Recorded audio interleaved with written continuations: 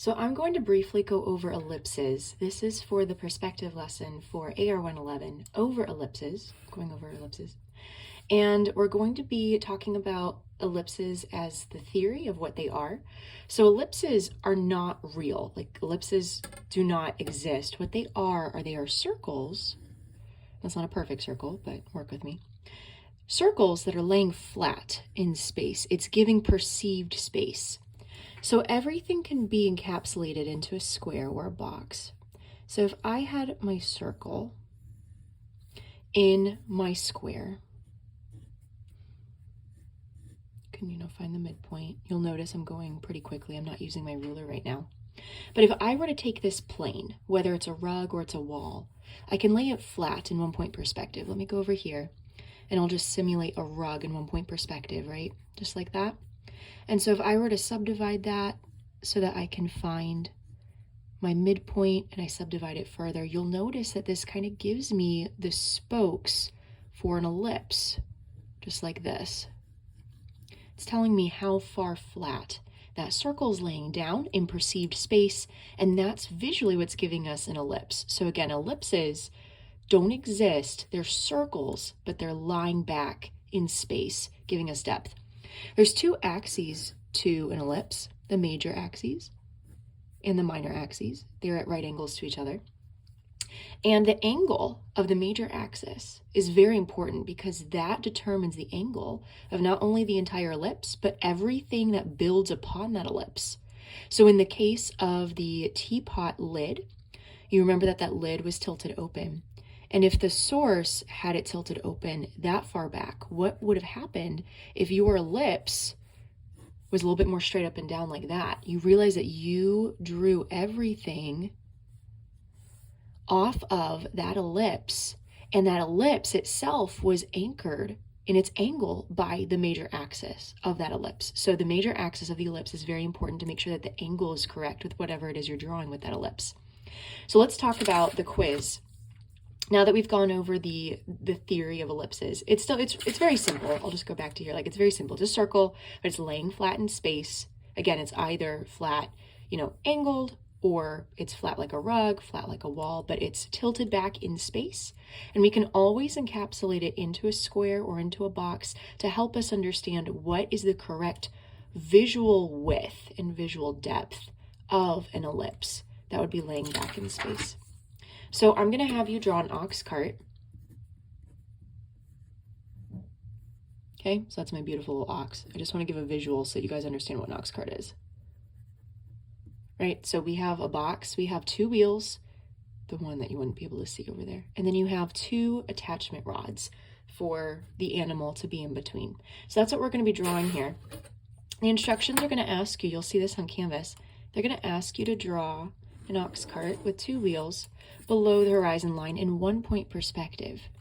There's another ellipse video on my channel, and that's me drawing a little bit more of an elaborate chariot. I'm drawing a two-wheeled chariot in 2 point perspective, and this quiz I'm just going to make more simple. It's just going to be 1 point perspective. I want to do that for you guys.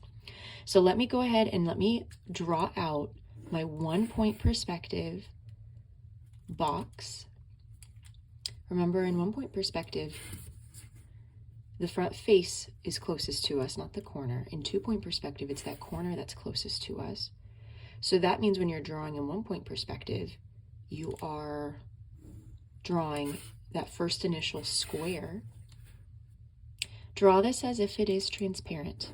We will need to know all the corners, including the ones we would not see in reality.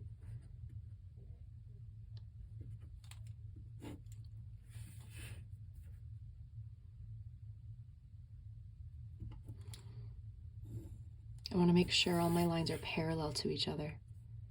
So I'm taking some extra time to really make sure and visually line up straight lines, things like that. Now this would be as if the box was opaque, but I will need to get an indication of this back corner. Somewhere right here. And I'm lining this up as best as possible. They might not, like the corners, depending on how you are, you know, precisely lining up to the vanishing point, they might not precisely line up, but you'll see where they're supposed to generally be right there. All right, so I have my 1-point perspective box. And now what I'm gonna do is I'm going to just anchor 2 wheels together below this box. And the reason why we need you to have 2, not just because the situation is an ox cart, but why is the situation an ox cart? Well, an ox cart's pretty simple. We're not having you draw a car. But wheels usually don't come in singles unless you're talking about like a unicycle. Wheels usually come in pairs or in 4s, right? Or in multiples of 2 or 4 for the stability of whatever it is. And so let me just draw off to the side really quickly what it is that I want you guys to kind of visualize when it comes to wheels. Remember, ellipses, we're going to be putting within a plane, within a side plane. So I'm going to be putting an ellipse here on that side plane and an ellipse here on this side plane. And what this does, because I've put them in side planes that are part of the same rectangular cube, it's like a rectangular prism, that means that the center points, like they are aligned with each other along the same like axis of their axle, if you will. So that's what I'm going to do. I'm going to be taking a box and just anchoring it directly below the box of my ox cart itself. So I'm just going to extend these lines down. And this is just a very brief quiz that's not very technical with any sort of like specific formulas or things. There's a way how you can be very precise and meticulous with your ellipses. What we're doing for this is just getting the theory down of how to apply ellipses onto planes, side planes, and how to keep more than one ellipse in line with each other. And visually, what does that look like? Okay, so I've got my lower box right here. You'll notice that it looks opaque right now. You see how the top of this box is sharing the floor of the upper box? Now I still need this bottom box to be transparent. I need to see that back corner.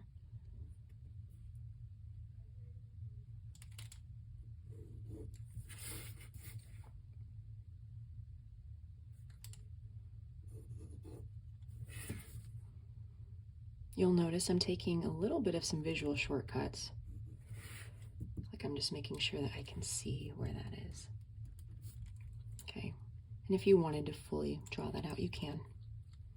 Okay, so now we need to have an ellipse applied to this plane, and then we're going to have an ellipse applied to this plane. Right now, as you're looking at this and just visually take an inventory of what's going to happen, you'll notice that the ellipse that's closest to the vanishing point over here is going to look thinner. And the more we further away, or we get ourselves farther away from the vanishing point, we're going to see more surface area of that ellipse. Now, something to take note of, just be warned, that the ellipses are not going to look perfect. They're going to look a little bit like funky eggs. And that's for a couple of reasons. One is just looking a little bit warped because of how far down it is from the vanishing point. Okay, so sometimes when we try to draw with the vanishing point stuck on a 8.5 by 11 sheet of paper, things are going to look a little bit warped depending on what you're doing. Then the other thing is, remember, circles, perfect circles, are within a perfect square, right? Perfect square. So I'm not going to have you guys perfectly make sure that these are squares. Try to eyeball it as best you can just for your benefit so it doesn't look as warped. But you'll recognize that this is probably a little bit more of a rectangle, like especially this side is probably a little bit wider than he is tall. And so it's going to look a little bit more like a wonky egg shape because of that, okay? But don't be deceived in this sense when you see this, because as long as you're doing it correctly, even if it looks skewed or warped, just move forward with it, right? We're applying theory to a simple situation. So how do we do that? We're going to find the midpoint of the planes that we want to put our ellipse on.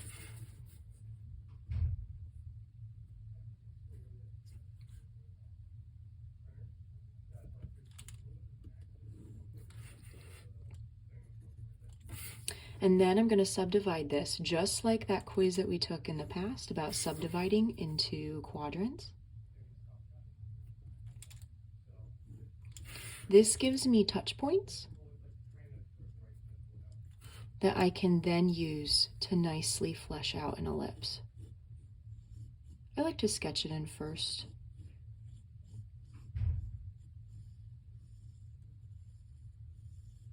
Okay, now I'm going to do the same thing to the other side.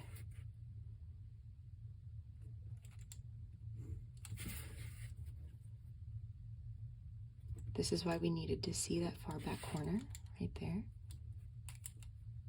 Oh, this is the corner that we needed to see so we could find the midpoint.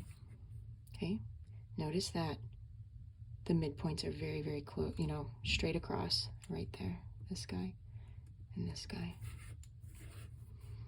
Okay, so now I'm going to subdivide this into quadrants.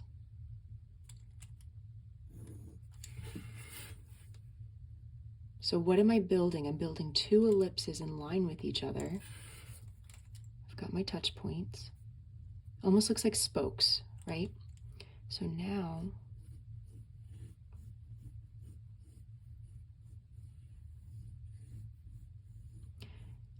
and I'm making sure that it's looking more like a nice wheel,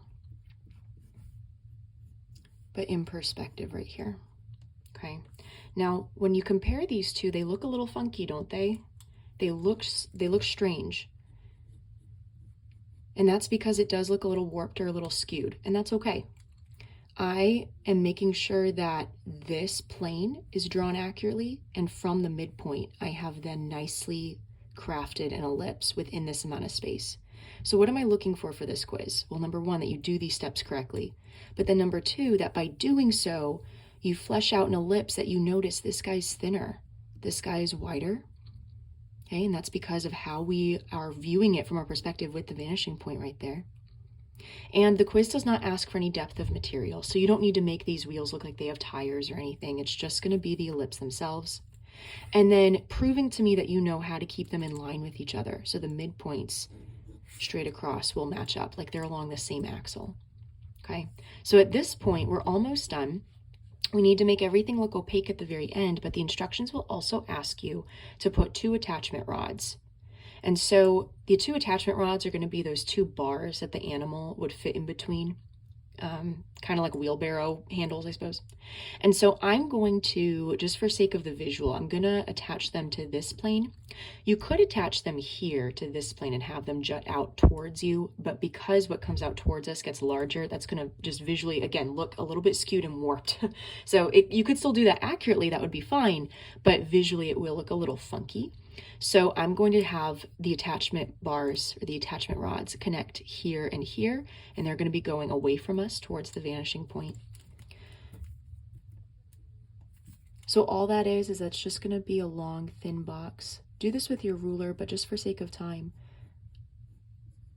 I'm just going to put them here, sketching those in.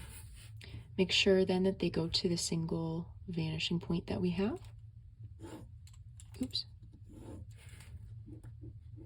I accidentally moved my pencil.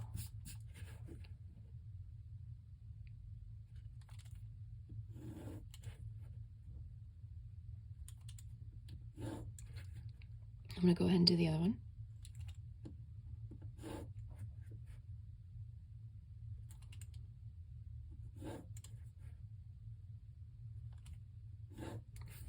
And then I'm going to chop it off wherever I want, however far back I want. So I'm going to chop this guy off here. This top plane, I'm going to chop him off here. And then with straight lines down, you'll chop him off right there. So then I'm going to erase all these guidelines that I would not need, because in the end we will make this opaque. And so if this ox cart is opaque, that means that each of these panels are opaque, which means I actually would not see where the rods attach. So I'm just going to erase these guys right here. You need to draw them in order to know where to anchor these lines back to the vanishing point.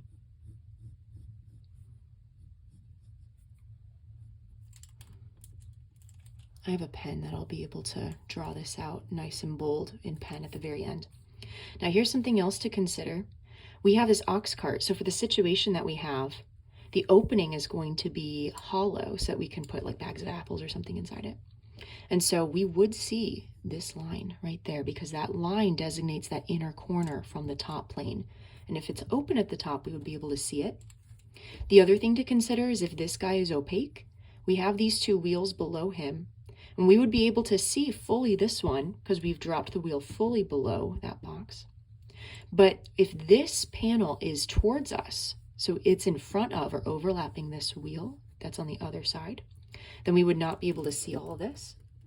So I would erase this or make bold what we would see in reality. So this is what we would have. So now let me bold in really dark what we would see in reality.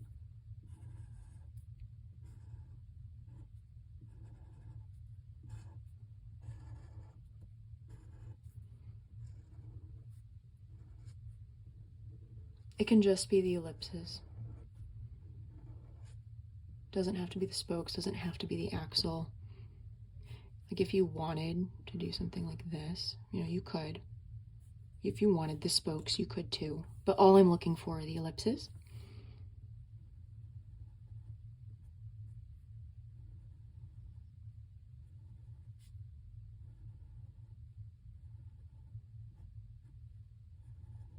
Sorry, my lines are wobbly, but that's what we have right there. So we have 2 attachment rods. This would be like a side plane of them. I drew them pretty close together. You can have them a little bit further apart if you wanted to. And with your ox cart, the further away he is from the vanishing point, the visual amount of space that we see with not just the attachment rods, but the box itself and the 2 ellipses is going to change and be different than if you're drawing it like closer to the vanishing point that we have. But this will be your quiz. And so we have an ox cart with 2 wheels in line with each other, and it's open at the top so we can see that inner corner. And we have 2 attachment rods opposite the wheels. When I say opposite the wheels, it means it either needs to be on this plane. Ooh, it's from my eraser. Either on this plane or on this plane. It wouldn't make sense to put attachment rods here or here, so make sure you're thinking logically through that. The animal would have to be between the attachment rods, and then the wheels would have to be able to follow the animal seamlessly. So there you go.